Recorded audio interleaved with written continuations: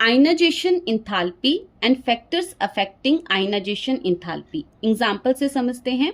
अगर कोई बीकर है जिसमें बॉल प्रेजेंट है और हमें बॉल को बाहर निकालना है तो हमें एनर्जी लगानी पड़ेगी।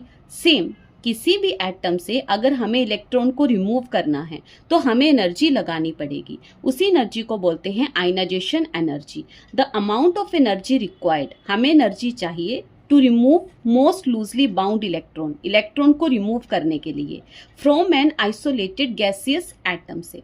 अब जो एटम है वो आइसोलेटेड गैसियस स्टेट में होना चाहिए। देखो जो सॉलिड है उसमें फोर्स ऑफ अट्रैक्शन सबसे स्ट्रॉन्ग होती है और जो गैसियस स्टेट होती है उसमें फोर्स ऑफ अट्रैक्शन सबसे कम होती है। तो जिसमें फोर्स ऑफ अट्रैक्शन कम होगी उस एटम से इलेक्ट्रॉन रिमूव करना ईजी होगा, इसलिए जो एटम है वो गैसियस स्टेट में होता है।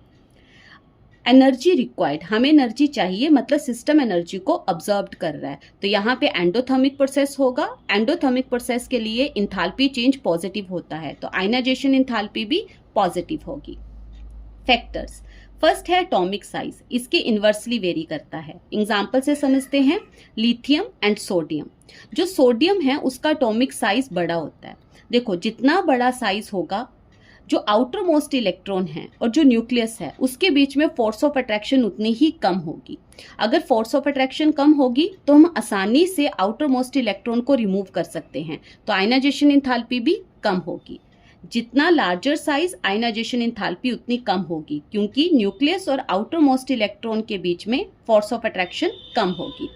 नेक्स्ट है चार्ज ऑन द न्यूक्लियस, ये आयनाइजेशन इंथैल्पी के डायरेक्टली होता है। देखो न्यूक्लियर चार्ज जितना ज्यादा होगा आउटर मोस्ट इलेक्ट्रॉन के साथ उसकी फोर्स ऑफ अट्रैक्शन उतनी ही ज्यादा होगी, तो हमें ज्यादा एनर्जी लगेगी इलेक्ट्रॉन को रिमूव करने के लिए।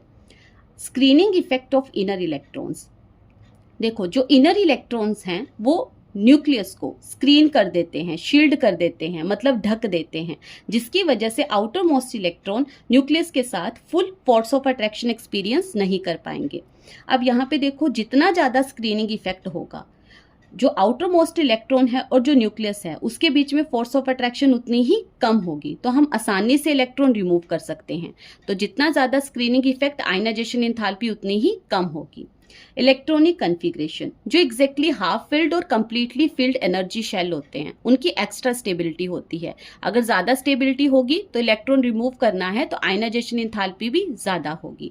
एग्जाम्पल नोबल गैसेस, बेरिलियम और नाइट्रोजन एग्जैक्टली हाफ फिल्ड होता है।